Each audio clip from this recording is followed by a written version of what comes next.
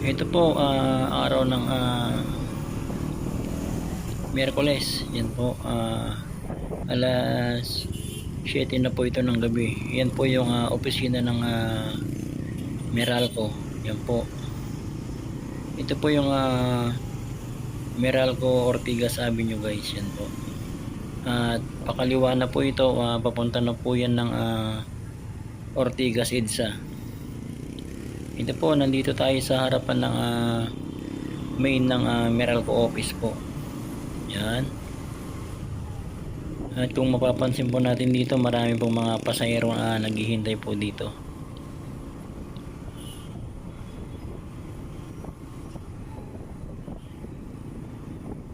Sa part nito, medyo maganda pa po yung daloy ng traffic dito dahil diretso lang po.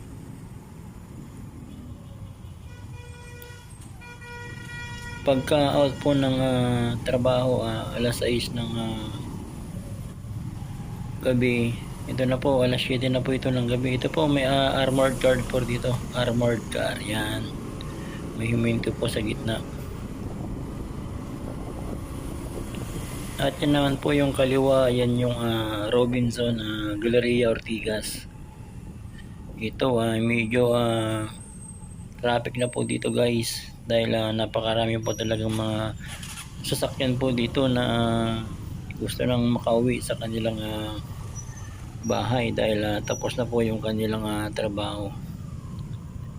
Yan po yung litrang R, yung Robinson Galleria. Ayan po. Dito po sa may bandang kanan ito po yung napakalaking building po ng call center din po ito guys. Yan po yung building na yan sa may kanan, call center po yan. Eaton building po yan guys. Yan po. At dito may mga pasahero din po mga naghihintay po dito. Ayan po guys, mga pasahero po.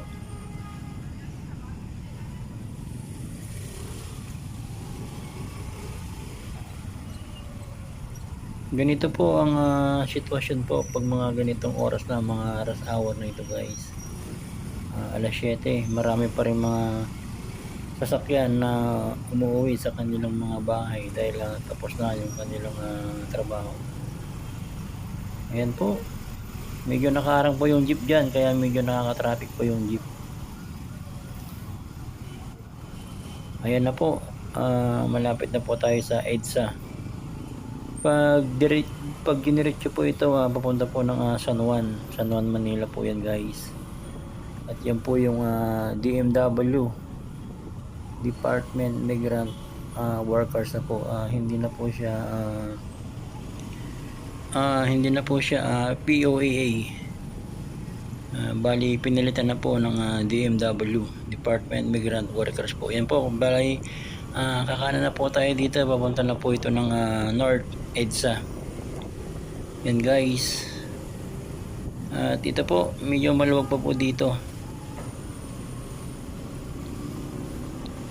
Ganito po yung mga Lunes hanggang Biyernes po yung mga nararanasan ng mga kababayan natin na bumabiyahe po. Kahit sa mga motor po dito guys, talagang natatraffic din sa sobrang dami po ng mga sasakyan po dito sa EDSA.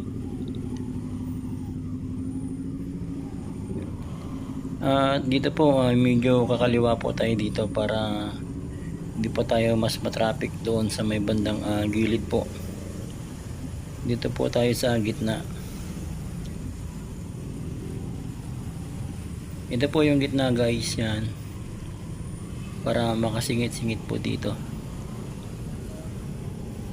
Dahil naghihintay na po yung aking jowa, kailangan ko pong bilisan para makauwi na kaagad at para hindi na siya mag-alala dahil nga sa sobrang traffic po sa mga rush hour po dito, mga uwian po ng mga empleyado.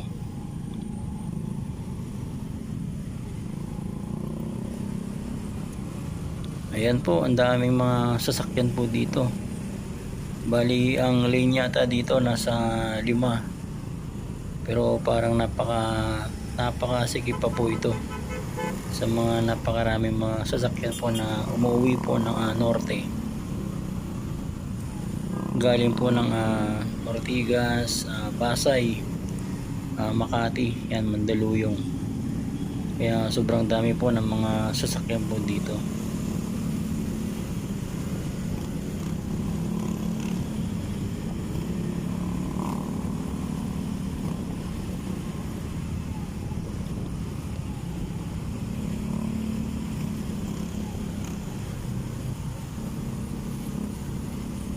Ayan po, ito na po yung kalsada na napakaluwag po dito sa papunta po ng Bunis Sirano po.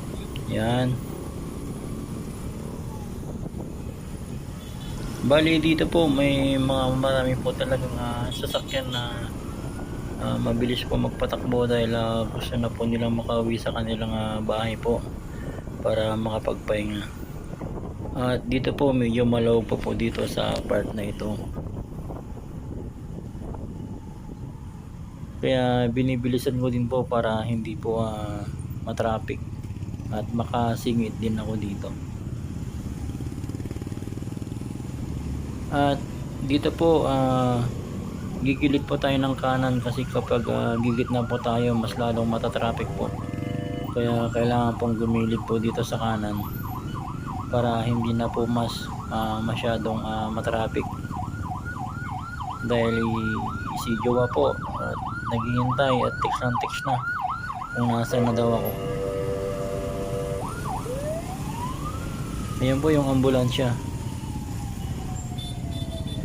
Ito po, gigilid po ako dito guys. At parang napapansin ko po yung mga riders po dito, hindi na po nila tinatahak yung bicycle lane. Siguro may nakikita po sila na nanghuli po doon sa may bandang Santolan MRT, kaya hindi po nila pinupuntahan po yung bicycle lane. Pero may mga ilan po na pumupunta po sa bicycle lane, kaya karamihan po dito nandito po sa bandang kaliwa. Yung tignan nyo po yan guys, yung may gutter po. Yung mga iba pumupunta rin sa bicycle lane, pero yung iba hindi na po pumupunta dahil medyo matraffic na po dito yung pag-usad po ng mga motor po. Kaya siguro napapansin ng mga riders na may huli po doon sa may bandang MRT Santolan. Northbound po ito guys, papunta po ng Cubao. Yan po yung gutter guys, yan. Kaya wala pong pumapasok sa gutter sa loob ng bicycle lane. Yan po, yung iba po pumapasok po sa bicycle lane dahil lahat naman po gusto na pong makauwi sa kanilang bahay. Kaya yung iba dito nagmamadali makasingit. Yan po. Kaya kasanayan na lang din po yung pag-drive po dito. Yan, kung first time mo po dito, medyo hindi mo pa alam kung saan ka lulusot, pero kapag araw-araw ko nang dumadaan ng EDSA sa mga ganitong oras na lagi mong tinatahak ang kalsada na to, mahahalata mo na at mapapansin mo na kung saan ka talaga dadaan po dito, dahil tansya mo na yung kung saan dumadaan yung mga sasakyan at kung saan ka matatraffic po dito. Kaya yan po yung bicycle lane. Yan, meron pong isang pumunta na naman po. Yan, dalawa. Yan, tatlo po. Pero yung iba ayaw po talagang pumunta sa bicycle lane kasi ang pagkakalam po namin dito may huli po, kaya hindi po kami pumupunta. At hindi naman po talaga ako pumupunta dito sa bicycle lane dahil ayoko na pong mahuli, dahil nahuli na po ko dati sa may overpass po. Dumaan daw ako ng busway pero hindi naman po ako dumaan ng busway at inuli po ako at nagmulta ako ng 1,000 pesos po ang multa ko doon sa LTO. doon sa Main Avenue, sa S Avenue. Bali hindi ko na po kunin nag-content dahil 21 days daw na makukonfiska yung license ko at hindi ako pwedeng mag-drive. Kaya nagbayad na lang po ako ng 1,000. Ito po yung dahilan ng traffic po dito.